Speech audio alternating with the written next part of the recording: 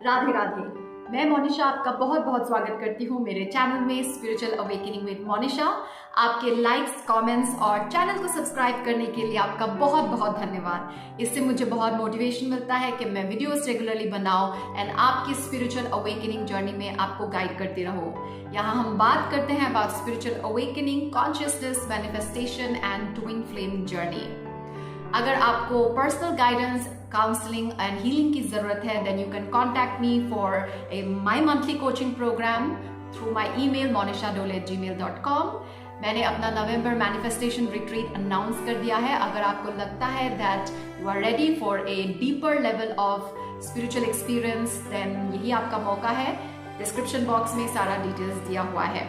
चलिए आज के टॉपिक पे आते हैं, विच इज अबाउट आइसोलेशन। ये एक सब्सक्राइबर्स से का रिक्वेस्टेड टॉपिक है। मुझे एक व्यूअर ने बोला कि मैं इस टॉपिक पे बात करूं। मैंने इस टॉपिक पे बात पहले भी की हुई है, बट बहुत सारे व्यूअर्स मेरे नए हैं, नए सब्सक्राइबर्स जुड़ते रहते हैं और मुझे बहुत अच्छा लगता है जब मैं नए लोगों के साथ जुड़ती हूँ। ओके, सो आइसोलेशन फेज। आइसोलेशन मतलब क्या? What is isolation? आप अकेले हो जाते हो, सबसे दूर हो जाते हो, आप भीड़ में रहते हुए भी अकेले होते हो, परिवार के साथ रहते हुए भी आप अकेले रहते हो, आप अकेला फील करते हो, आप बहुत ही डिटैच एंड डिस्कनेक्टेड हो जाते हो अपने आसपास के लोगों से, या फिर आप कंप्लीटली अकेले रहते हो। ठीक है, मैं दोनों ही एक्सपीरियंस कर चुकी हूँ, जहाँ पे मैं एब्सोल्युटली अकेली थी एंड फैमिली के साथ रहते हुए भी I went through an isolation phase and multiple times ऐसा होता है। नाउ आई नो दैट जब भी एक मैसिव ट्रांसफॉर्मेशन आने वाला होता है तभी ये आइसोलेशन फेज आता है।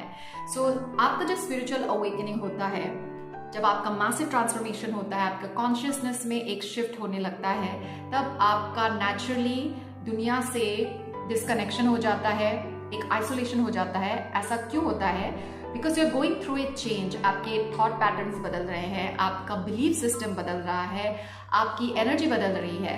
जो पुराना आपका सराउंडिंग था, जो लोग थे, अभी आप परिवार को तो छोड़ नहीं सकते हो। If they are your parents, अगर स्पाउस है, नहीं बन रही है, तो दो चीजें हो सकती है, या तो आप उस स्पाउस से सेपरेट हो जाओगे and that will be for the highest good of all, या फिर रिश्ता बेटर हो जाएगा।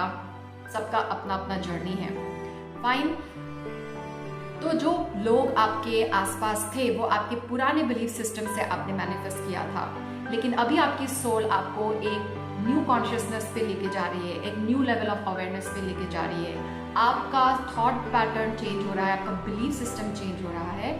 इसीलिए ये एक ट्रांजिशन फेज है। इस ट्रांजिशन फेज में because you don't know what to manifest, आप कंप्लीटली न्यू थॉट पैटर्न को आपने मैनिफेस्ट नहीं किया है, and because new thought pattern अभी तक कॉन्क्रीट नहीं हुआ है, सॉलिडिफाई नहीं हुआ है आपके सबकॉन्शियस माइंड में, तो आप नए लोगों को मैनिफेस्ट नहीं कर पा रहे हो, और जो पुराने लोग हैं उनसे आप कनेक्टेड नहीं फील हो रहे हो, because your soul wants to go to the new level. आपका सबकॉन्शियस माइंड चाहता है to experience something new. So आपका एक डिस्कनेक्ट हो जाता है बहुत ही नेचुरली। ये सभी के साथ होता है। Something happens in your life, एक ट्रिगर हो सकता है, एक रिलेशनशिप ब्रेकडाउन हो सकता है, फाइनेंशियल ब्रेकडाउन हो सकता है, हेल्थ ब्रेकडाउन हो सकता है, कुछ भी, there will be some kind of trigger. बस वो ट्रिगर है, ठीक है, वहां पे आपको अटकना नहीं है। Everything is temporary. तो ये फेज भी बहुत टेम्पररी है। आपको खुद को ये बार बार याद दिलाना है दैट नथिंग इज परमानेंट, ये भी टेम्पररी है, this too shall pass. Okay, so ये आइसोलेशन का फेज बहुत ही इंपॉर्टेंट फेज है, ताकि आप बाहर से इन्फ्लुएंस ना हो एंड अपने कॉन्शियसनेस पे काम करो, अपनी प्रोग्रामिंग पे काम करो। जो भी आप इनर वर्क करते हो, चाहे chakra meditation, chanting, subconscious mind reprogramming, whatever, Vipassana meditation, okay, visualization, affirmations, जो भी आप प्रैक्टिस कर रहे हो उसको एकदम प्रायोरिटी के साथ you give it maximum amount of time. आप लोगों के साथ घिरे रहते हो तो क्या होता है, मेनी टाइम्स मोस्टली आप टाइम वेस्ट ही करते हो। You go for a movie, you go for T, coffee, chit chat, that is not productive. Okay, you are spending time with your friends and family and loved ones, but इससे आपका spiritual growth नहीं हो रहा है। And right now the most important thing आपकी soul के लिए और universe के लिए ये है कि आपकी spiritual growth हो। इसलिए आपको दुनिया से disconnect किया जाता है, ताकि आप पूरा ध्यान अपने स्पिरिचुअल ग्रोथ पे दो, अपना इनर वर्क करो। एंड जब तक आप नहीं करोगे आप आगे नहीं बढ़ पाओगे, क्योंकि पुराने लोगों के साथ आपका वैसे भी डिस्कनेक्ट हो जाएगा, आप अपने आप से उनकी कंपनी एंजॉय नहीं करोगे। जो पुराने लोग थे, जो बातें होती थी, उसमें आपका इंटरेस्ट नहीं होगा। अगर आप चाहो भी तो उनके साथ मिक्सअप होने के लिए, टाइम पास करने के लिए, टाइम स्पेंड करने के लिए यूनिवर्स विल डू समथिंग और उनको आपके लाइफ से हटा दिया जाएगा, क्योंकि भगवान डिवाइन यही चाहते हैं कि आप अपने स्पिरिचुअल जर्नी में आगे बढ़ें। आप अपना जो मेन स्वरूप है, अपने मेन कॉन्शियसनेस को मैनिफेस्ट करो। ठीक है, ये जर्नी जो है स्पिरिचुअल अवेकनिंग, ये कॉन्शियसनेस की जर्नी है। You become aware of consciousness. Consciousness क्या है, इन सब में आपको पढ़ाई करनी पड़ेगी। As I said in my last video, आप एक स्पिरिचुअल साइंटिस्ट हो, and scientist learn not through text books but through experiment. आपको एक्सपेरिमेंट करना पड़ेगा अपने लाइफ में। You have to be bold, fearlessly आपको एक्सपेरिमेंट करना पड़ेगा with spiritual concept, spiritual laws. ये दुनिया जैसे चलती है वैसे आप नहीं चलोगे। जो भी इस जर्नी में है, you are under a different kind of law and governance system. दुनिया में जैसा होता है वैसा आपके साथ नहीं होगा। जो कार्मिक रिलेशनशिप है, दुनिया अपनी रिलेशनशिप एक तरीके से चला रही है, वैसा आप कॉपी करने की कोशिश करोगे, वैसा आपका नहीं होगा। दुनिया में इकोनॉमिक रिसेशन चल रहा है, लेकिन ये आपके साथ नहीं होगा, क्योंकि जो दुनिया के साथ हो रहा है आप उसमें फिट इन नहीं होते हो। You have to evolve and आपका एक अलग ही पैटर्न चलेगा। आपका कॉन्शियसनेस अलग है, ये एक स्पिरिचुअल इवोल्यूशन है, एंड इसीलिए you are being isolated from everyone, जिसको हर्मिट फेज भी बोलते हैं। You are like a hermit. एक हर्मिट कौन है? जो सोसाइटी से आइसोलेटेड रहता है, कहीं दूर जाके रहता है, and he keeps himself busy, he is in his own world. पर आपको कहीं दूर जाने की जरूरत नहीं है। आप भले ही अपनी फैमिली के साथ हो, but you will be living like a hermit. आप उतना ही बात करोगे जितना बात करना है। आपका मेन फोकस होगा on your upliftment, on your growth. Exercise करना, which is very important, it is an important part also of your spiritual growth.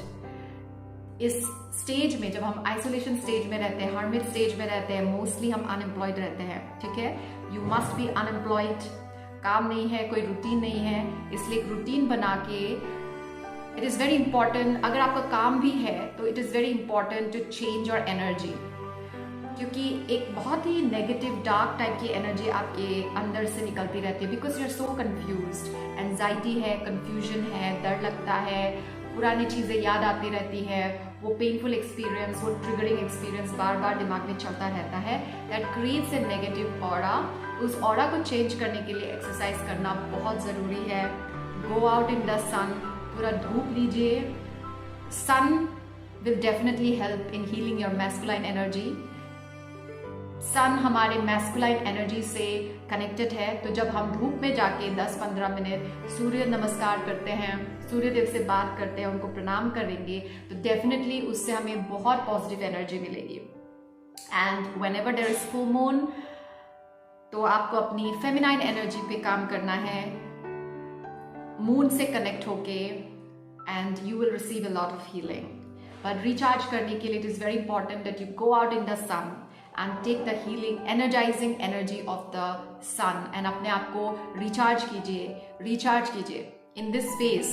So exercise is very important. Your inner work definitely, but inner work आप एक ही जगह पे mostly बैठ के करते हो, late के करते हो, right? तो it is very important कि आप physical activity भी करो. Okay? So that's it. As I said, ये बस एक phase है, निकल जाएगा। जब आप अपने आप को बोलते रहोगे बार बार कि बस एक फेज है, ये निकल जाएगा, बस एक फेज है, निकल जाएगा। आपको अपने इनर सेल्फ टॉक पे ध्यान देना है। मैं इस पे भी एक वीडियो बनाऊंगी about inner self talk, how your inner talk, your self talk is creating your reality. उस पर जरूर एक वीडियो बनाऊंगी। लेकिन ये आइसोलेशन फेज इसीलिए आता है, एक फेज है। Keep doing your inner work, keep persisting in your inner work. ऐसा मत सोचिए कि मैं इनर वर्क कर रहा हूँ इतने टाइम से कुछ नहीं बदल रहा है। ये आपका एक वहम है, क्योंकि भले ही दिखाई ना दे, लेकिन जो भी इनर वर्क आप कर रहे हो, अगर डेडिकेशन के साथ, एवरी डे डिसिप्लिन के साथ, तो डेफिनेटली चेंजेस आ रहे हैं. That is a spiritual law. Okay, nothing remains the same. Change is the only constant, right? तो जब भी आप इनर वर्क करते हो, बहुत कुछ बिहाइंड द सीन्स चल रहा है, and very soon if you keep persisting, आपको वो दिखाई देगा. वो चेंजेस आपके अंदर हो रहे हैं पहले, एंड बाद में वो बाहर दिखाई देता है. तो अगर आप चैंटिंग कर रहे हो, मेडिटेशन कर रहे हो, सबकॉन्शियस प्रोग्रामिंग कर रहे हो, तो डेफिनेटली आपके अंदर चेंजेस आ रहे हैं, धीरे धीरे आते हैं, एंड सूनर और later you will see the changes being manifested in the outside world, and तब नए लोग आपसे जुड़ेंगे, that will connect with your new vibration, new energy के साथ आपको new ideas मिलेंगे, and you are not going to stay like this forever. तो ये एक टाइम है, it's like a retreat, ठीक है, ये inner retreat है. मुश्किल होता है, but it is very important. सबके साथ होता है. You are not alone. भले आप अकेले हो अभी, you are feeling isolated in this space, but you are not alone. We all go through this. Whoever is going through a spiritual awakening journey, सबके साथ ऐसा होता है. It is a very important phase of this journey. Okay, आज की video में बस इतना ही. वीडियो को लाइक करने के लिए बहुत बहुत धन्यवाद. अगर आपको लगता है कि इससे किसी को मदद मिल सकती है, तो वीडियो को जरूर शेयर कीजिएगा अपने फ्रेंड्स के साथ. ओके, सो अपना ख्याल रखिए, खुश रहिए, इनर वर्क अच्छे से करते रहिए. जय श्री राम, राधे राधे.